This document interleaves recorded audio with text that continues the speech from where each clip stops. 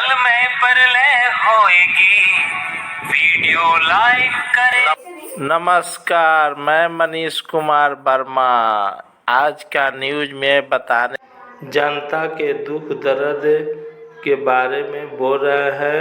मैं सभी संतों गुरुओं महान पुरुषों को नमन करता हूँ, जिनमें महात्मा ज्योतिबा फूले, डॉक्टर बाबा साहब अम्बेडकर, माननीय काशीराम साहब को मैं याद भी करता हूँ आज के दिन पर।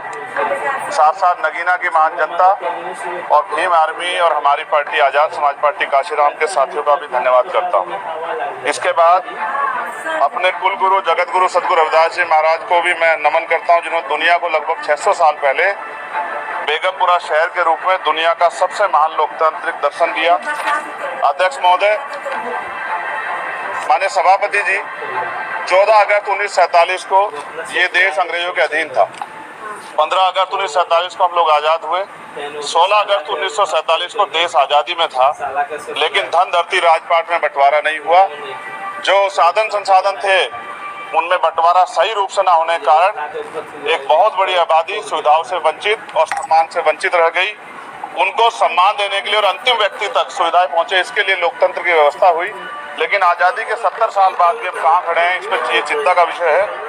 मैं मानता हूं कि सामाजिक न्याय तभी होगा माननीय सभापति जी, जब जातीय जनगणना पूरी होगी और जातीय जनगणना कराई जाएगी और साथ साथ संख्या के आधार पर आरक्षण जो है वंचित वर्गों का बढ़ाया जाएगा। उसके साथ साथ जब राष्ट्रपति जी अभिभाषण पे बात रख रही थी तो उन्होंने शहरी और ग्रामीण क्षेत्रों के विकास की बात कही और ये भी कहा कि दुनिया में सबसे उत्तम शहर हमारे यहाँ बने। लेकिन माननीय सभापति जी, 70% आबादी तो गांव में निवास करती है, तो गांव की आबादी के बारे में भी सोचना होगा कि उनका जीवन कैसे बदले। माननीय सभापति जी, उच्च शैक्षणिक संस्थानों में बहुजन समाज के जो छात्र हैं उनके साथ कास्ट एट्रोसिटी हो रही है, निरंतर उनकी हत्या हो रही है। साथ साथ जो सरकारी कर्मचारी हैं दफ्तरों में, उनके साथ भी जो SC ST OBC और मुस्लिम और अन्य धार्मिक अल्पसंख्यक उनके साथ भी माननीय सभापति जी जातिगत और धार्मिक जो है शोषण किया जा रहा है। इसलिए मेरी मांग भी है कि पुरानी पेंशन को भी अध्यक्ष जी बहाल किया जाए। जो कर्मचारी देश की सेवा में लगे हैं उनका भी सम्मान होना चाहिए।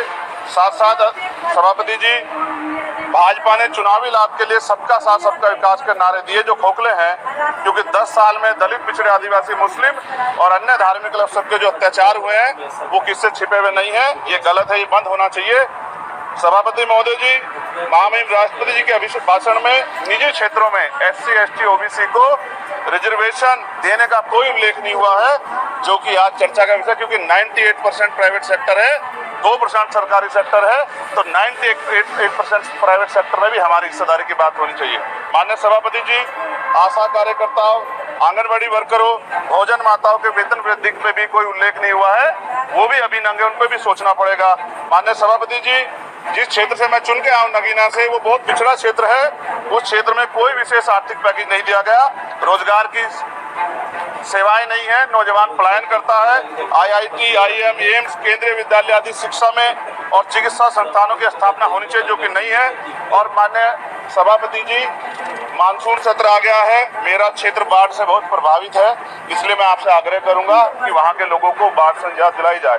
माननीय सभापति जी, चीन हमें आंख दिखा रहा है और लगातार हमारे देश की सीमाओं में घुसपैठ कर रहा है, इसलिए अग्निवीर योजना को हटाकर पुनः सेना भर्ती शुरू की जाए और साथ साथ भारत की सबसे प्राचीन व बहादुर रेजिमेंट में से एक चमार रेजिमेंट को पुनः बहाल करा जाए, ऐसा भी मेरा आपसे आग्रह है। माननीय सभापति जी, पिछले सारे प्रधानमंत्रियों ने मिलकर जितना कर्ज लिया है उससे दुगना कर्ज हमारे वर्तमान के प्रधानमंत्री जी ने लिया है। किसान अगर अपना कर्ज माफ कराने के लिए जाता है तो लाठी झेलनी पड़ती है, जबकि सरकार ने धन्ना सेठों का 15 लाख करोड़ रुपया माफ किया है। इस ओर हमें ध्यान देना पड़ेगा, हमारी आने वाली पीढ़ियों को ये कर्ज चुकाना पड़ेगा। माननीय सभापति महोदय जी, किसानों को MSP की लीगल गारंटी तथा किसानों का कर्ज माफ होना चाहिए। साथ साथ 2 अप्रैल 2018 को SC ST के बच्चों पे बहुत बड़े पैमाने पे मुकदमे लगे थे, वो हमारी लड़ाई सही थी, ये सुप्रीम कोर्ट ने माना और बाद में सरकार ने माना, वो मुकदमे तुरंत वापिस होने चाहिए। माननीय सभापति जी, प्रेस जो है उस पर भी शिकंजा कसा जा रहा है, जो पत्रकार सरकार के खिलाफ बोलता है नौकरी से हाथ धोना पड़ता है और सोशल मीडिया हमारा हथियार है। उस पर तरह तरह के प्रतिबंध लगाए जा रहे हैं और विरोध करने वालों को सोशल मीडिया हैंडल भी सस्पेंड करा दिए जा रहे हैं। साथ साथ सभापति जी, पेपर लीक और परीक्षाओं के कैंसिल होने से देश के नौजवानों का भविष्य खतरे में है। नीट, यूपी सिपाही भर्ती, सभापति जी, और 69,000 शिक्षक भर्ती में आरक्षण घोटाला हुआ है, कोई पूछने वाला नहीं, खून के आंसू रो रहे हैं बच्चे, बेरोजगारी का दर्द युवा झेल रहे हैं। इसलिए मेरा आग्रह है कि युवाओं के लिए माननीय सभापति जी, मैं पहली बार बोल रहा हूँ, आप कहेंगे मैं बैठ जाऊंगा, मैं आपकी बात, मैं संवैधानिक मर्यादा का पालन करूंगा। अगर हम तो माननीय सभापति जी सुन ही रहे हैं, आप बोलिए। 1 मिनट।